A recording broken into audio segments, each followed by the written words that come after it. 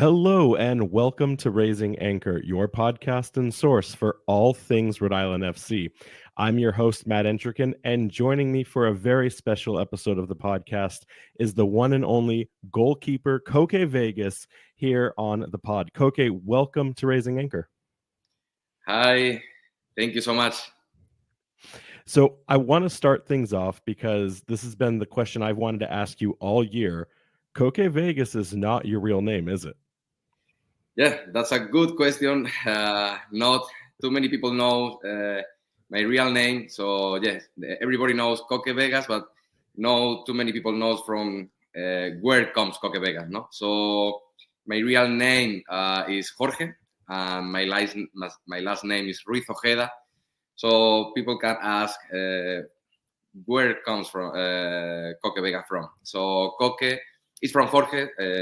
You can see too many Kokes in Spain, a few of them in La Liga, for example, and they have same name as me, Jorge. So Koke is from Jorge, and then Vegas is the second last name of my dad, which he was a professional goalkeeper too, and he played during his career with his second last name in the jersey. So I wanted to keep the legacy of goalkeepers at home.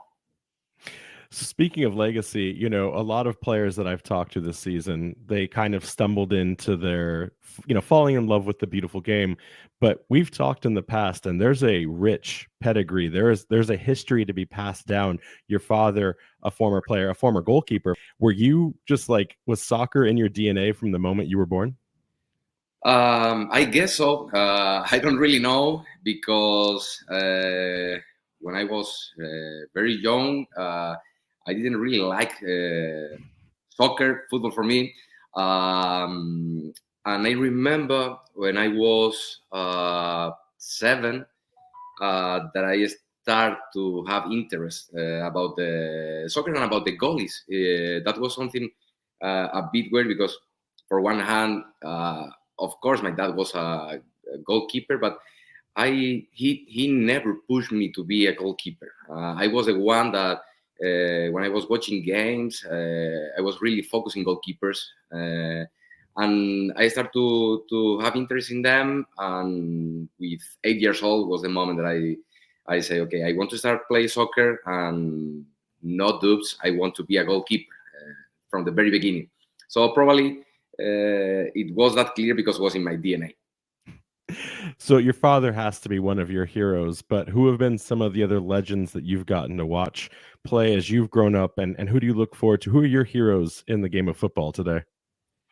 So I always say 3 names when I talk about idols when I was younger, and even today. One of them is Iker Casillas. For sure, he was the most famous and popular when I was a kid, and obviously he's one of them. Then Edwin van der Sar, former Manchester United goalkeeper, is one of my favorites. And I always say my dad. For sure, he's an example for me, and he's the mirror that I always look. So those 3 are my idols. And probably right now, if we talk about goalkeepers, recently retired Buffon is probably the best ever. And then if we talk about modern goalkeepers, we can talk about probably Manuel Neuer. That's fair. So back to the Man United call out, is that because of the style that you saw, or is that because United is, is that one of your favorite teams? Probably the style and the personality were the things that attract me, because for sure Manchester United is a really big name, but I never was really Manchester United supporter. I was more Liverpool supporter when I was a kid. That Spanish Liverpool with Pepe Reina, for example, so was more interesting for me. But talking about Van der Sar, his personality, I don't know, he was an extravagant goalkeeper. He was a very calm goalkeeper that always was in the right spot. He was very proactive goalkeeper, not making amazing saves that for sure he made during his career. He was more proactive, trying to stop the plays before arrive to a huge save. So that was something that I was really interested in when I was a kid. So it is interesting though, because one of the things I think that defines you as a keeper in the USL has been both your personality as well as your play style. It feels like it's one of the things that attracted you the most to this team. But then also, when we were learning about you, the one thing that has always stood out amongst not only former loyal fans, but also other people in the league is that you are one of, the greatest guys, one of the greatest players when it comes to your personality and your attitude on the pitch. What do you think the theory is behind why you're so well received and so well liked in this league? Well, I mean, I always try to give the people same that they give to me. No, I mean, I always try. I think it's important in soccer. Bring the people close to you. Try to be really close with the community. And I think here in America, this is something really important for the people too. That my personality is the same now than when I was in Spain, but in Spain is different. It's different. You want to be close to the people, but you know that after 1, 2, 3, maybe bad games or bad performance, they are gonna kill you. No? So here, I think the people in general in the sports are very respectful, and I think they are very thankful with the people that is close to them and close to the community. So I think both things are or make me be the person that I am right now and the person that people think that I am. So yeah, I think that's the answer.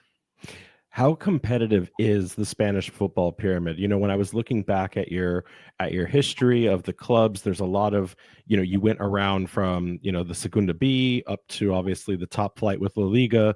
You were loaned across different divisions, different teams.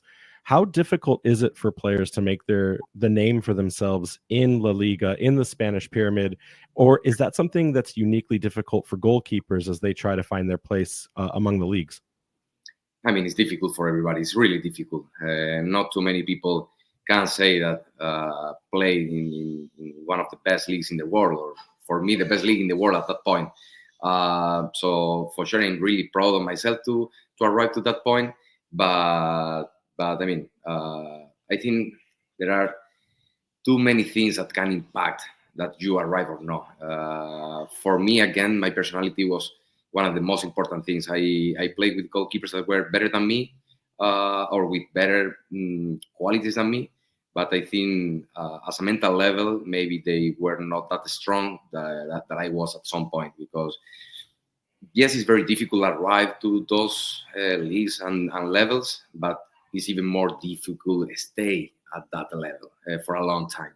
So when you don't play a lot, it's easy to start to say, okay, I don't want to train my 100%. I want to leave. I want to, I don't know. And there is no right or wrong answers.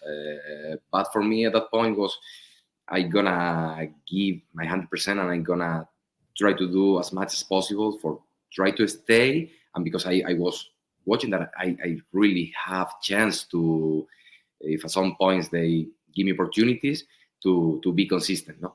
But well, I didn't have that chances or not too many chances. So yeah, at some point you have to make a decision.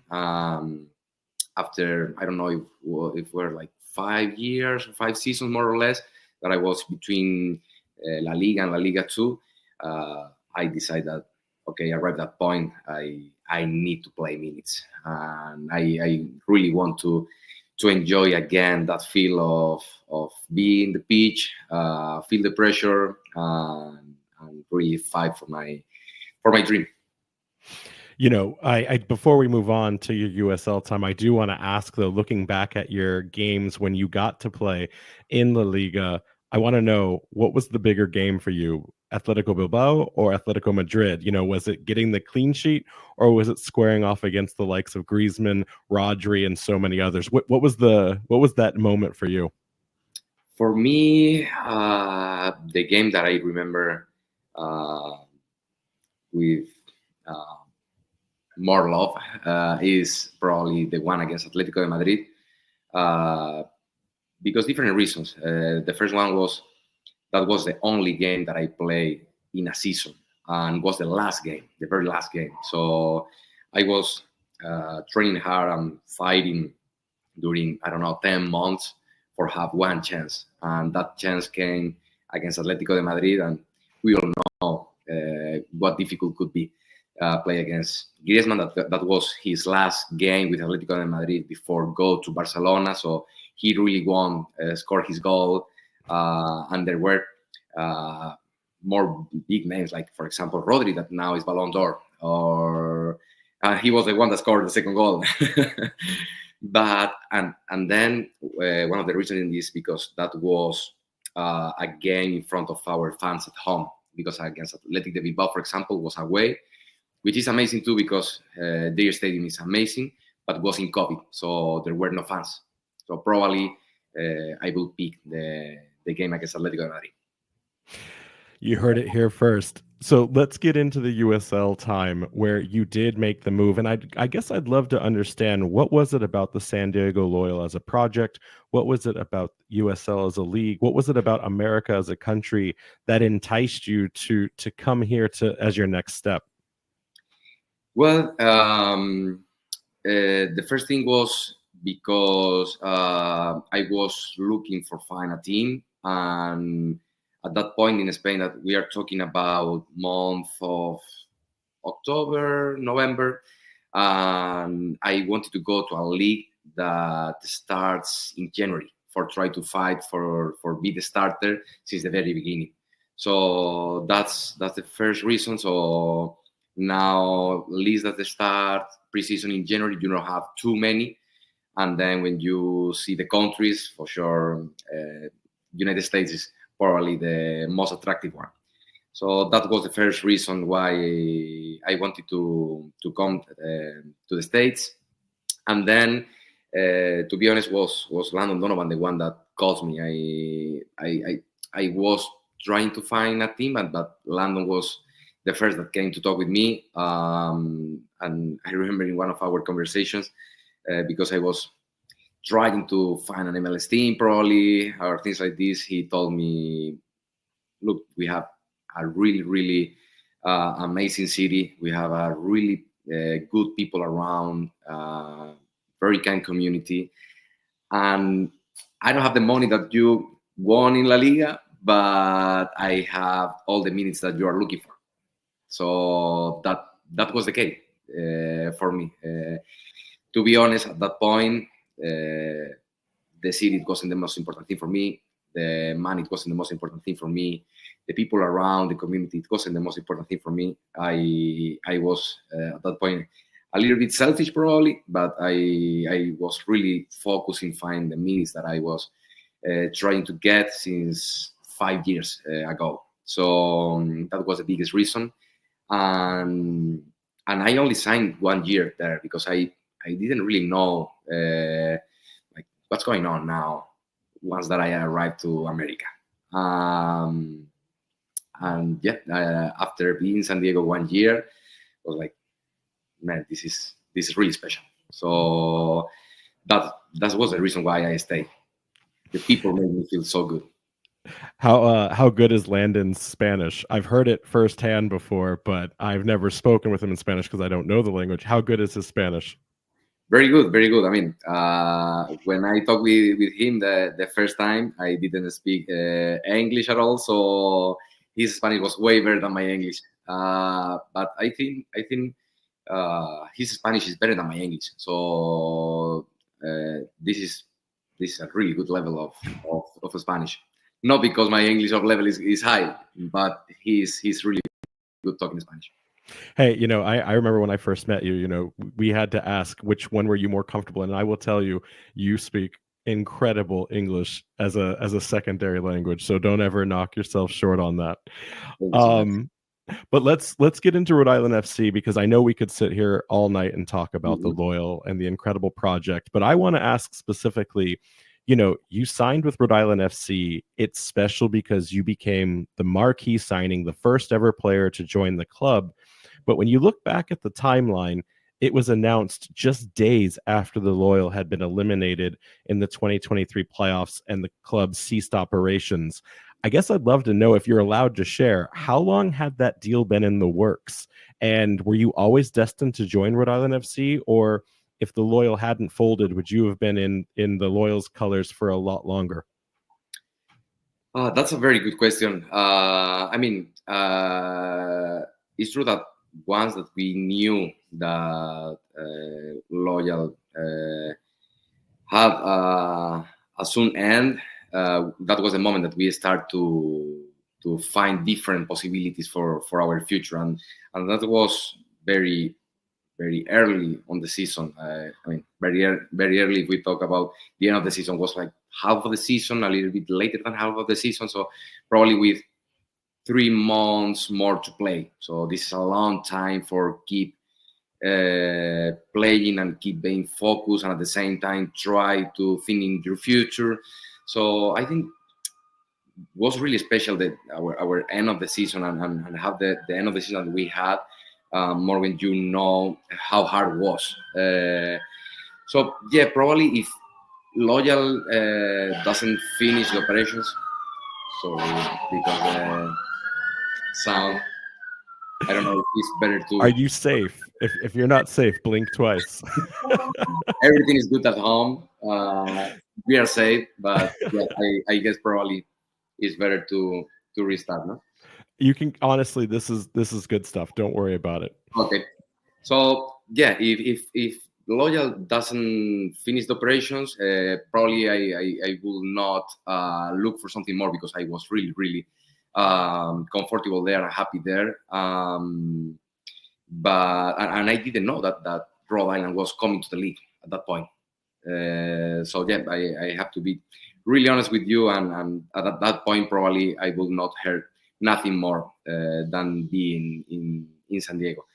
But once that all the news came about San Diego, we start to look for different things. We were looking Europe, we were looking here in the States. I was more focusing on staying here because the happy that I was. And again, when I came to San Diego, minutes were the more important. Were the most important thing. Now, after San Diego, there were too many more things to think about. So for me, it was really important when Kano talked to me and say, "You could be the first player in the club history." That was something that motivates me. When he talked me about the project, that was a long-term project with a stadium that was in constructions already.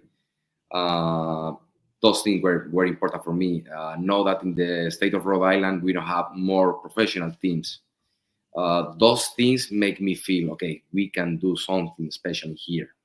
They are going to be here for a long, and I'm trying to find a place that I could have an stability that I was looking at that point in San Diego, like have a stability. So here, that's what I would like to do.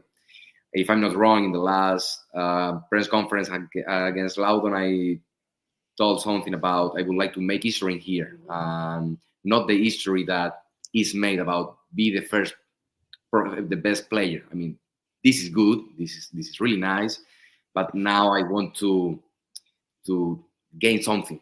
This they gave to me be the first player. Now I want to give you something, and I would like to make history here, have an stability in the future, be part of the club for long, be the first player, be the captain. Now the first season that we are doing so far, I think is to be proud. And with perspective now, my first competition with Kano, one of the questions that I asked him about the project was how competitive we are going to be, because now I cannot see anything. And he say, to be honest, we want to win everything. We want to go for everything, even that is our first year. I know that it's really difficult, but we want that. And I say, like, wow, I mean, everybody has to say that we want to win, but in your first year before sign anything, because I was the first one and I didn't sign yet, you say, like, you really want to win everything since year one is something like, okay, you're brave. And that was something that I like it. I heard in the past good things about and good words about Cano, and all the moments when we were talking with each other. He was really close with me, and he transmitted me really good feels. So yeah, I think those things make me think like, yeah, even that is early and we have 2 more months to play here, it's time to sign, and I don't wanna wait until the end of the season and see what team can come from me for me. No, I think that with San Diego we have a good roster, and everybody had chances after the end of the season. But I wasn't like really interested in, okay, let's see how many teams comes from, to me. The project You said that some people had mentioned good things about Coach Cano. I'm assuming there's a Nate Miller influence here because they came up together in their coaching licenses. Did Nate give you any, pearls of wisdom, being your former loyal coach as you headed to Rhode Island? Yeah, for sure. He was one of the person that told me, like, Cano was a good guy. They did the license together, and they have good relations. So for sure, was one of the person that told me that Cano was a good guy. I remember, for example, our owner in San Diego, Andrew. He told me, sorry, not about Cano, but our owner here, about Brett Johnson, that he was really good too. That he really liked it, how he does the things. So he say, if Brett Johnson is involved in one project, I'm sure that you are. If you go there, it's a good decision. So those things make me feel like, okay, we are on the good way. So getting into your season overall, like you said, you didn't know what the season would be in store for an expansion side. But it sounds like you were given some commitments from the coach, from the front office. I want to ask you though, looking back at your performance this season, the last time we talked, I had mentioned that you were coming up on a record of 200 saves, and you had said something interesting. You said, "Oh, I didn't know. Like you didn't know that was a stat." So I'm curious, when you look back, whether it's week over week or it's getting ready for the next opponent, what stats, what data, what are you looking at to tweak your performances game after game, and how do you get ready for the next opponent as a goalkeeper? That's a good question. I mean, it's true. At that point, I didn't know that I was close to 200 saves in the USL.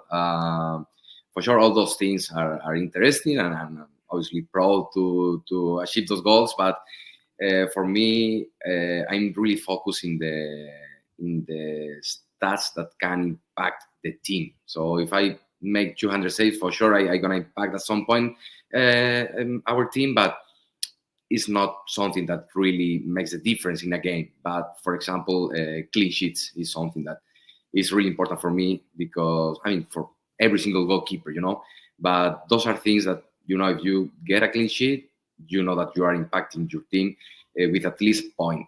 So this is something that really has a value, because you know that at least it's 1 point. So this is really important, and I think we have a team that creates chances enough to, if you get a clean sheet, win the game. So hopefully every time that we get a clean sheet, we can win the game. Those things are really important. And then when we prepare the game, every game is different, and we have a very well worked methodology with our goalkeeper group. Carlos Prat is the one that has the methodology and train with us. And I think every time that Jackson played this season, every time that I played this season, or even Nate Silviera, that he didn't play a game, only some friendly games. You can see in all of us the same way on the field. We are in the same page. We can see that we are aggressive in our spots. I think our personality is a big personality, or we try to have a big personality on the team. We are really involved in the building from the back. So those things, I think, doesn't matter who plays, but you can see the same profile in the goal. So I think this is something important, and this talks about our goalkeeper group, and the clean sheet that I'm talking to you talks about the team, no? Because I cannot get a clean sheet without the help of everybody. So those are the things that we look things as that impact the game for the team and for the goalkeepers. I do want to ask, you're absolutely right. A clean sheet is a team effort, but there has been a couple of moments this season where to maintain a clean sheet, it was solely on your shoulders. I'm thinking most specifically about your incredible penalty save against Loudoun that kept you guys in the playoff hunt where you were. But I also remember earlier in the season, you had another penalty lineup against former teammate Ronaldo Damus. What was it like going against the guy that you probably took hundreds, if not thousands, of penalties in practice every day with the Loyal? Yeah, that's a good question. And at the end of the day, this is a mental game. More when you when the taker is a former player of Loyal, in this case, ex-teammate. So I remember, for one hand, we reviewed the penalties with our goalkeeper coach. And for the other hand, I knew Ronaldo Damus. So I picked the side that I know that he used to kick the penalties. I picked the side that with our goalkeeper coach, we were talking, that was probably we have more chance, or he has more chance to strike to that side. But at the same time, because he knew me too, I knew that there was a chance or a big chance or big possibility to change the side. So he changed it, and he was right. If I'm not wrong, he struck like a little bit to the side, but in the middle, for almost. So he was very safe. I think he was scary. It's just a big head game at the end of the day. I want to ask, just with the time we have left, this has been a historic season for you in your career. This has been a historic season for this team, this state. What's been one of your most favorite moments of the season? Oof, this is a really good question. Favorite moments? I think I have too many moments for sure. The opening game was really special. It was really special because we were 2 months and we were like working hard for that moment. We didn't really know how we were gonna look, but I think we did a really, really good game, really good end of the game. Sold out in the stands. I knew that there were people in the club working during, I don't know, 4 or 5 years to that moment. So yeah, probably that was one of them. And then I'm gonna pick the moment that we knew that we clinched playoffs. So because that was probably our biggest goal this year. So those 2 moments, day one and playoff moment, could be one of those. But we have too many good moments. Even this last game was huge for us. So yeah. I want to touch on the playoffs really lightly. This recording won't come out until after the results against Lou City, but the club goes on to win their first playoff game ever in club history. I mean, it's probably the easiest question in the world, but how is the locker room? How is the team feeling after this historic moment? Or is the job not done and you're not thinking about it? You're not talking about it yet? I mean, the job is not done for sure. We are really happy and really proud of ourselves. Yeah, we are. But I think it's moment to keep dreaming big. And now, I mean, I think Louisville is a really, really good test for us because I think they did an amazing regular season. Even the league was talking about could this Louisville be one of the best teams in the USL history. So that means that they are making history, and it's not easy make history as a Louisville team because we know Louisville is every year involved in those scenarios. So play against that team is gonna be really good for us. I think we are in a moment that we are brave. We don't have nothing to lose. We are really enjoying the moment and dreaming big. So it's gonna be easy, no, but we'll see what happens.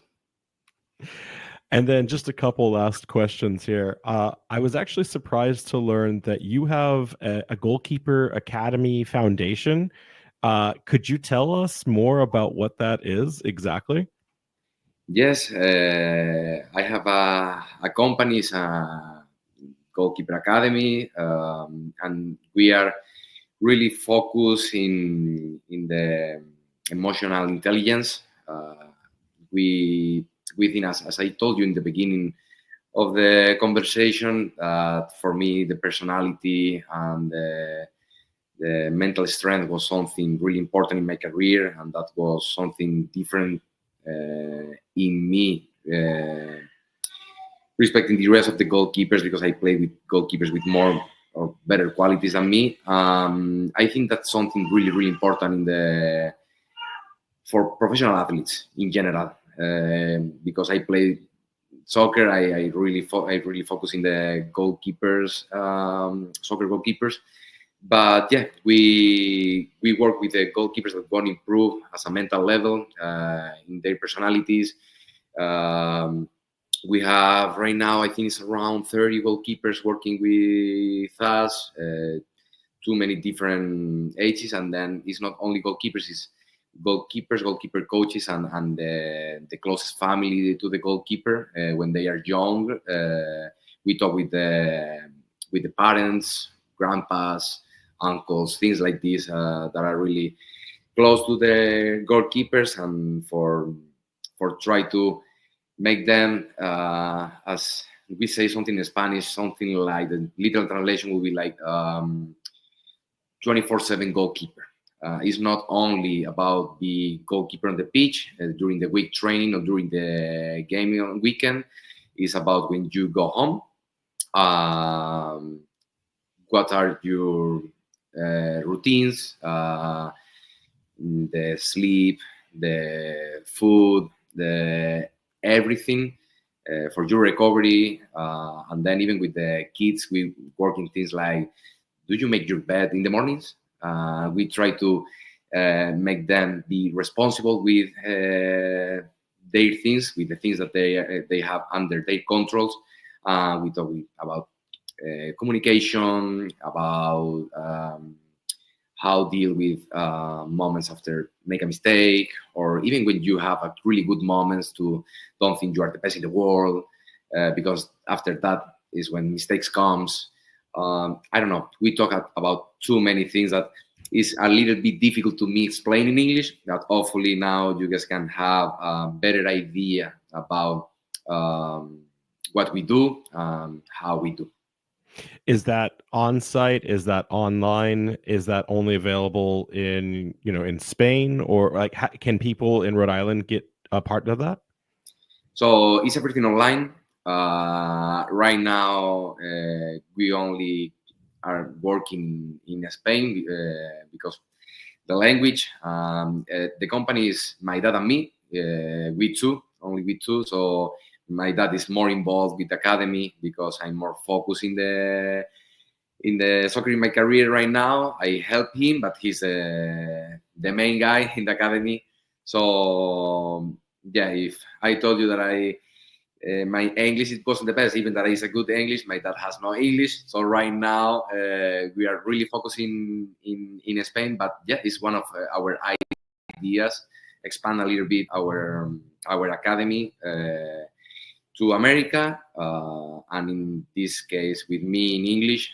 I think I can help the kids and some goalkeepers too with my English and with the things that I think really matters and can impact for make the difference, no, as a goalkeeper.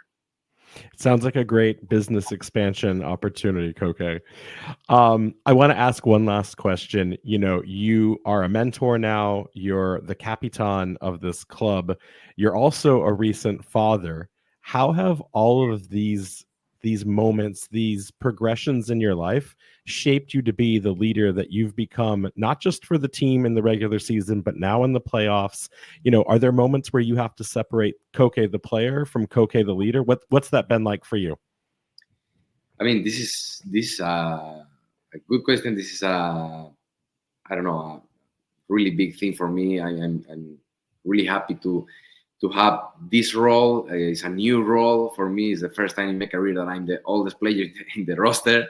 So yeah, I mean, all those things make me see with perspective all my career so far, and I try to get from all the captains and leaders that I have during my career the best things or the things that impact me, to try to apply them here now with them, with my daughter, with my teammates, with the club, with the fans. I remember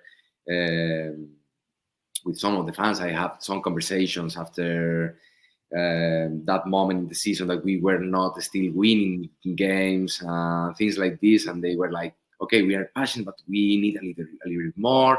And I remember talk with some of the fans and say, "Hey, this takes time.